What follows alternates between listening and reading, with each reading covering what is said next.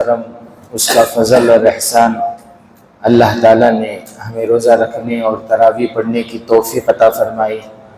دعا فرمائے اللہ تعالیٰ ہمارے روزے اور تراویح کو قبول فرمائے۔ روزے کے سلسلے میں ایک مسئلہ آپ کے سامنے عرض کر دوں۔ ایک ساتھی پوچھ رہے تھے کہ روزے کی حالت میں اگر سر میں تیل لگائے، ٹھنڈا تیل، تو اس سے روزے میں کوئی فرق آتا ہے کیا؟ میں نے پوچھا کہ تمہیں ایسا کیوں خیال آیا؟ تو انہوں نے کہا کہ وہ تیل ایسا تھا کہ اس کی ٹھنڈک حلق میں محسوس ہو رہی تھی۔ سر میں لگائے تو ٹھنڈک کیا ہے، حلق میں محسوس ہو رہی تھی، ٹھنڈک محسوس ہو رہی تھی، تیل نہیں۔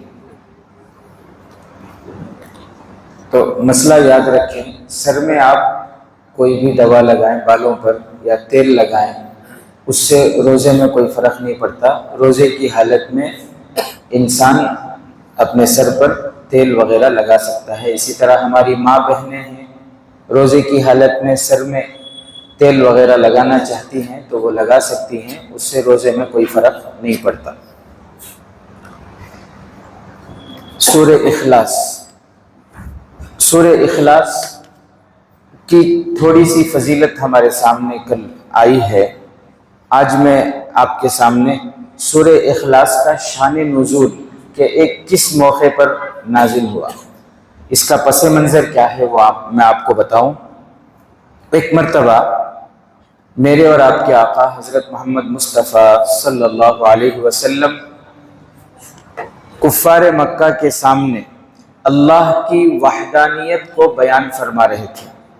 کفار مکہ کے سامنے اللہ کی وحدانیت کو بیان فرما رہے تھے کہ معبود برحق، عبادت کے لائق اگر کوئی ہے تو وہ صرف ایک اللہ ہے۔ اس وقت چونکہ ان لوگوں کا غلبہ تھا اور انہوں نے خانہ کعبہ کے اندر ہر دن کے اعتبار سے، آج فلاں دن ہے تو فلاں دن کے لیے فلاں پتلا، انہوں نے اپنے ہاتھ سے وہ پتلے بنائے تھے اور ان پتلوں کی وہ عبادت کرتے تھے، اپنے ہاتھ سے بنائے تھے اور پھر وہ خانہ کعبہ کے اندر انہوں نے رکھے تھے۔ سال میں کتنے دن ہوتے؟ 360 دن، تو 360 پتلے انہوں نے رکھے تھے، ہر دن کے ایک ایک پتلے کی وہ عبادت کرتے تھے۔ تو اللہ کے نبی صلی اللہ علیہ وسلم نے فرمایا کہ تم نے اپنے ہاتھ سے یہ بنائے، یہ خود مخلوق ہے، بے جان ہے، یہ کسی کو کوئی نفع نہیں پہنچا سکتا، یہ کسی کو کوئی نقصان نہیں پہنچا سکتے۔ معبود برحق، عبادت کے لائق صرف ایک اللہ ہے۔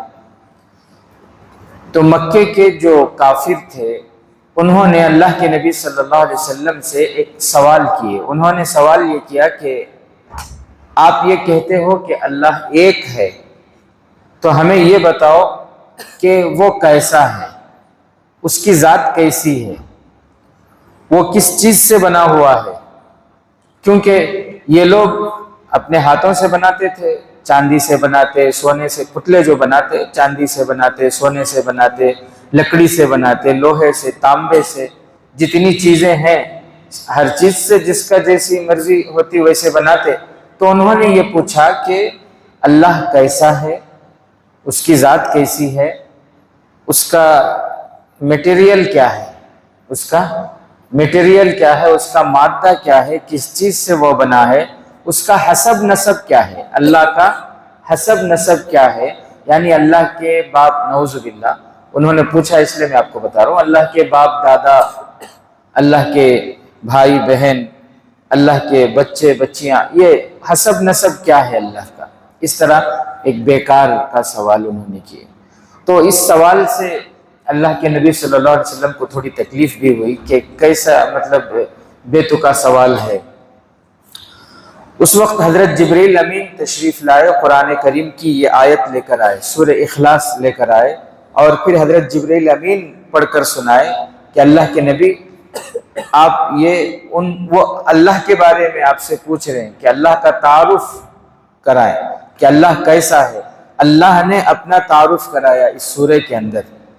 اللہ نے اپنا انٹروڈکشن بیان کیا ہے اس سورے کے اندر، اور ایسی تعریف اللہ نے اپنی بیان کی ہے اللہ کے علاوہ کسی میں یہ فٹ ہی نہیں ہوتی۔ اللہ کے علاوہ کوئی ذات دنیا میں ایسی ہے ہی نہیں جس کے اندر یہ تعریف پائی جائے سوائے اللہ کی۔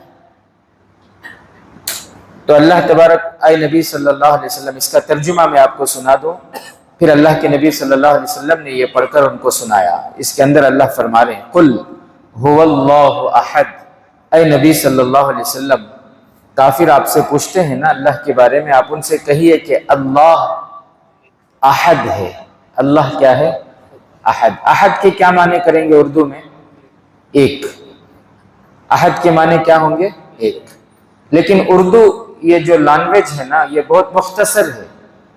عربی لینگویج جو ہے یہ بہت کشادہ ہے، بہت زیادہ پھیلی ہوئی ہے، ہر چیز کے لیے الگ الگ اس میں ورڈز ہیں عربی میں، لیکن اردو میں ایسا نہیں ہے۔ بہت ساری چیزوں کے واسطے ایک ہی ورڈ ایسا ہے۔ اب دیکھو احد میں اور واحد میں عربی گرامر کے اعتبار سے دیکھو تو زمین و آسمان کا فرق ہے، لیکن اردو میں ترجمہ کرنے گئے تو دو کا بھی ایک ہی چیک کرنا پڑتا ہے۔ احد بولے تو بھی ایک، واحد بولے تو بھی ایک، لیکن عربی میں ایسا نہیں ہے۔ واحد وہ ہے جس کے مقابل دوسری چیزیں ہوں، واحد کے مقابل میں اثنان ہے، ثلاثہ ہے، اربعہ ہے، خمسہ ہے، لیکن احد اس کا مقابل کچھ بھی نہیں، اس کے مقابل میں کچھ بھی نہیں، وہ ہے احد۔ لیکن اردو میں اس کا ترجمہ ایک ہی کریں گے۔ تو اللہ کیا ہے؟ ایک ہے۔ اللہ وہ ہے جو احد ہے۔ آج کل دنیا میں بہت سے لیکچرر اور بہت سے پڑھے لکھے لوگ، اسکالر، فیمس اسکالر، جن کی تحقیقات، جن کی باتیں بہت اچھی ہوتی ہیں، لیکن ایسے فیمس اور دنیا کا ایسا علم رکھنے والے اللہ کے وجود کو نہیں مانتے، اللہ کو نہیں مانتے، کسی خدا کو ہی نہیں مانتے، حالانکہ دنیا میں فیمس ہے، وہ دنیاوی اعتبار سے بہت علم ہے، لیکن خدا کے وجود کا ہی انکار کرتے ہیں، خدا کے وجود کا ہی انکار۔ حالانکہ میرے عزیز ساتھیوں، انسان اگر تھوڑا غور کرے تو دنیا کی چیزوں میں اسے خدا کی وجود، دنیا کی چیزیں خود گواہی دے گی، اس کا دل گواہی دے گا کہ ہے کوئی ایک خالق ہے اس کائنات کا، اس کے دل گواہی دے گی۔ اور بزرگوں کے واقعات، بزرگوں نے کیسے سمجھائے کہ اللہ ہے، اللہ کے وجود کو۔ حضرت امام شافعی رحمۃ اللہ علیہ کے پاس ایک شخص آیا، وہ اللہ کے ہونے کو نہیں مانتا تھا کہ اللہ ہے، یہ نہیں مانتا تھا وہ۔ تو اس نے کہا کہ حضرت آپ کہتے ہو کہ اللہ ہے یہ کیسے ہم مانیں؟ اللہ ہے، اس پر کوئی ثبوت؟ تو حضرت امام شافعی رحمۃ اللہ علیہ نے فرمایا کہ دیکھو، جب ہم جنگل میں جاتے ہیں، جنگل میں اگر مینگنیاں نظر آئے تو مینگنیاں ہمیں کس بات کا پتہ دیتی ہیں؟ اگر اونٹ کے پیروں کے نشان ہمیں نظر آئے تو یہ پیروں کے نشان ہمیں کس بات کا پتہ دیتی ہیں؟ ان مینگنیوں کو دیکھ کر ہمیں اندازہ ہو جاتا ہے کہ کوئی جانور ہے، اونٹوں کے قدموں کے نشان کو دیکھ کر ہمیں یہ یقین ہو جاتا ہے کہ اونٹ ہے۔ تو اسی طرح یہ چاند، یہ سورج، یہ ستارے، یہ سیارے، یہ دنیا کا پورا نظام، کیا یہ دیکھ کر دل میں یہ بات نہیں آتی کہ اس کا بنانے والا کوئی ہے؟ حضرت امام شافعی رحمۃ اللہ علیہ نے ان کو اور اچھے مثال کے ذریعے ان کو سمجھائی بات کہ دیکھو، شاہتوت ایک پتا ہوتا ہے، شاہتوت کا پتا، اسے ریشم کا کیڑا کھاتا ہے تو کیا بنتا ہے؟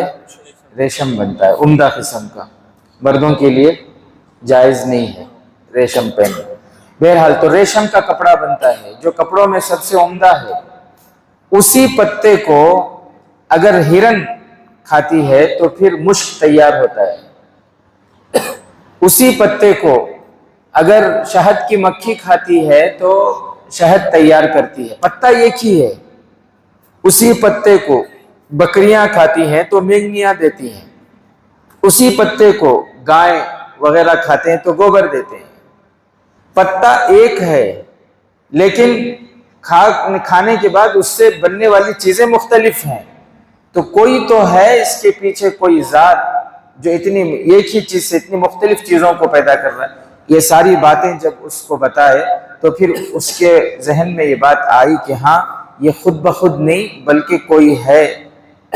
اچھا ایک اور واقعہ میں آپ کو بتاؤں تاکہ اللہ کے وجود کا جو انکار کرنے والے ہیں، جو یہ کہتے ہیں کہ پوری دنیا میں کوئی خدا نام کی کوئی چیز ہے ہی نہیں، گاڈ کچھ ہے ہی نہیں، بس یہ لوگوں نے اپنے ذہنوں سے بنا لیا، ایسا نہیں ہے. آتا کہ ہمارا ایمان بھی مضبوط ہو، اللہ کے وجود کا جو انکار کرنے والے ہیں ان کو ہم اچھی طرح سمجھا سکیں. حضرت امام اعظم ابو حنیفہ رحمۃ اللہ علیہ کے پاس ایک مرتبہ یہ جماعت آئی، وہ سارے کے سارے اللہ کے وجود کا انکار کرتے تھے، اللہ کو مانتے نہیں، اللہ ہے یہ نہیں مانتے تھے. وہ آئے اور آ کر انہوں نے حضرت امام اعظم ابو حنیفہ رحمۃ اللہ علیہ کو چیلنج کیا کہ آپ یہ ثابت کر کے بتاؤ، کہ آپ یہ ثابت کرو کہ اللہ ہے. آپ ثابت ہی نہیں کر سکتے. حضرت امام اعظم ابو حنیفہ رحمۃ اللہ علیہ نے ان کے چیلنج کو قبول کیا. مناظرہ کہتے ہیں اس کو، مناظرہ. تو مناظرے کے لیے ایک حضرت نے فرمایا کہ کام کرو، ایک دن متعین کرو، جگہ متعین کرو، وقت متعین کرو، پھر میں وہاں آ کر لوگوں کو جماؤ سب کے سامنے، میں آ کر وہاں دلائل کے ساتھ تمہیں یہ بتاؤں گا کہ اللہ ہے اور تم بتانا کہ نہیں ہے. دلائل تمہارے چیلنج مجھے قبول ہے. انہوں نے کہا کہ ٹھیک ہے. ایک شہر متعین کر لیا گیا، ایک دن متعین کیا گیا اور وقت متعین کیا گیا. وہ زمانے میں جو ہے راتوں میں لائٹوں کا انتظام نہیں ہوتا تھا، دن کا وقت متعین تھا، صبح کا سمجھو کہ وقت متعین تھا. تو جو دن متعین تھا سب آ گئے، سارے لوگ وہاں جمع ہو گئے اس مناظرے کو دیکھنے کے لیے کہ کون جیتتے کون ہارتے دیکھیں گے بول کر. اب یہ لوگ سب جمع ہو گئے لیکن حضرت امام اعظم ابو حنیفہ نہیں آ رہے. اب انتظار کرتے کرتے دوپہر ہو گئی، دوپہر سے پھر عصر کا وقت ہو گیا. اب انتظار تو بہت خطرناک چیز ہے نا، الانتظار اشد من الموت. انتظار ہے نا موت سے بھی سخت چیز ہے.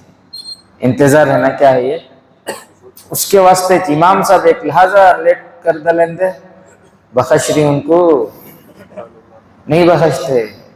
امام صاحب نہ انسان نہ آگے پیچھے ہوتا ہے، پورے یوں دیکھتے ہیں کہاں آئے نہیں نہ کہاں بھی اب بھی آئے نہیں نہ ابھی ایک لہٰذا وہ ہو کیا بھائی رتی بھی پابندش نہیں امام صاحب میں. انتظار نہیں ہوتا، انتظار نہیں ہوتا. بہرحال تو میرے عزیز ساتھیوں، ہاں محبوب کا اگر انتظار کرنا ہو تو پوری رات بھی بیت جائے پھر بھی پتہ نہیں چلتا.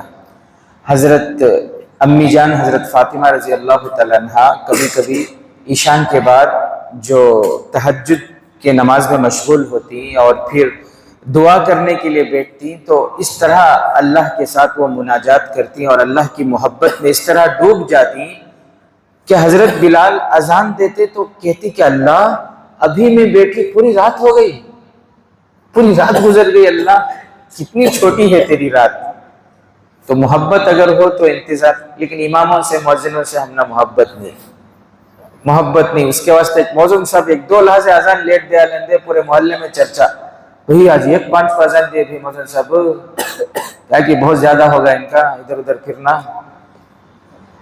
محبت کریں اماموں سے، مؤذنوں سے، علماء سے محبت کریں. نبی کے وارث ہیں یہ کیا ہیں، یہ نبی کے وارث ہیں.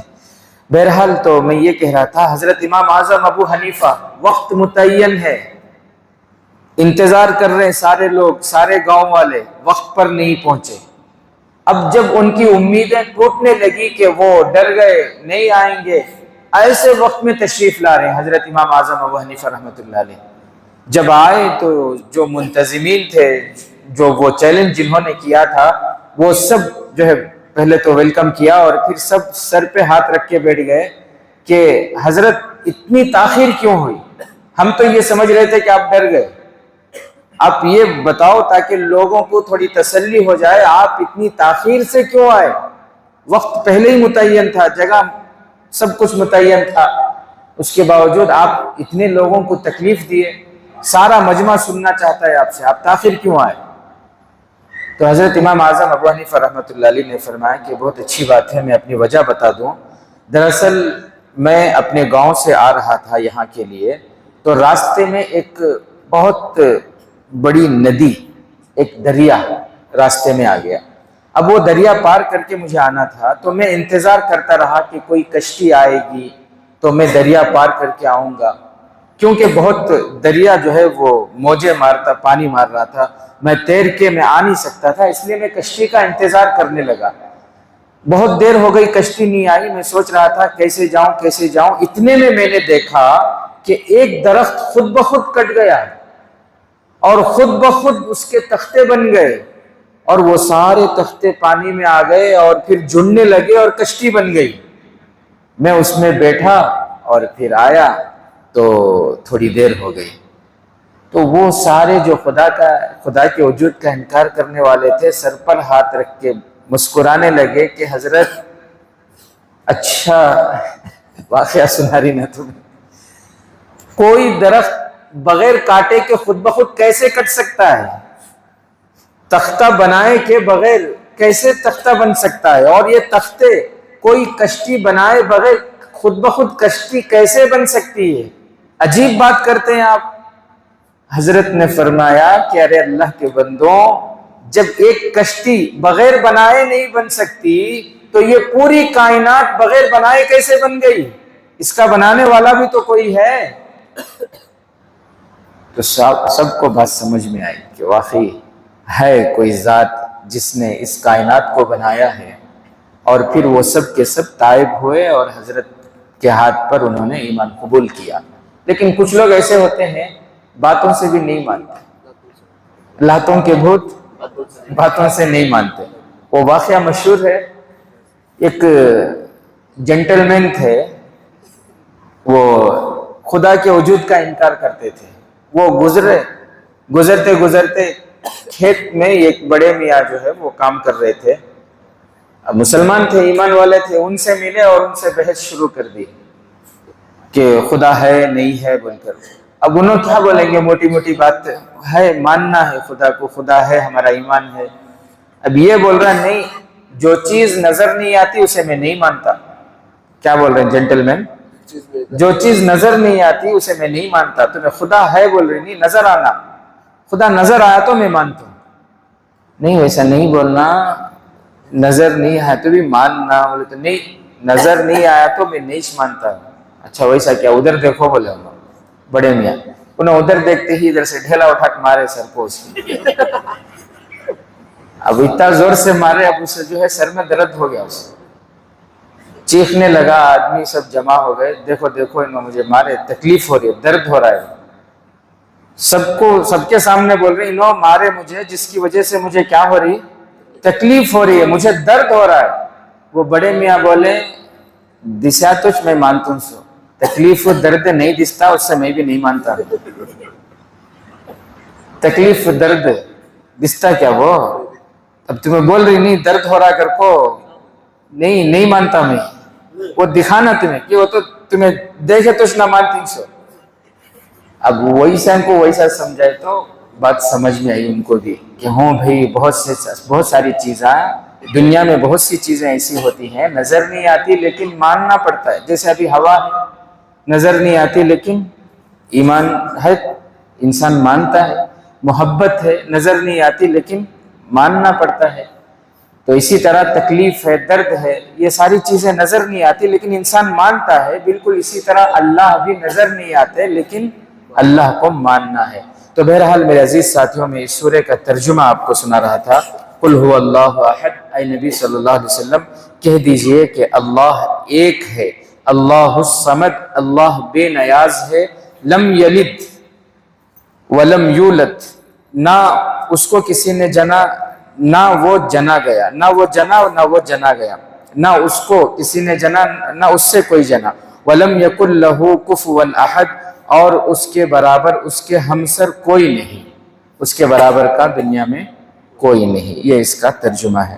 بہرحال انشاءاللہ آئندہ کل آپ کے سامنے سورہ لہب کی تفسیر کے ساتھ آپ کے سامنے تشریف لائیں گے. اللہ تعالی ہم تمام کو کہنے سننے سے عمل کی توفیق نصیب فرمائے.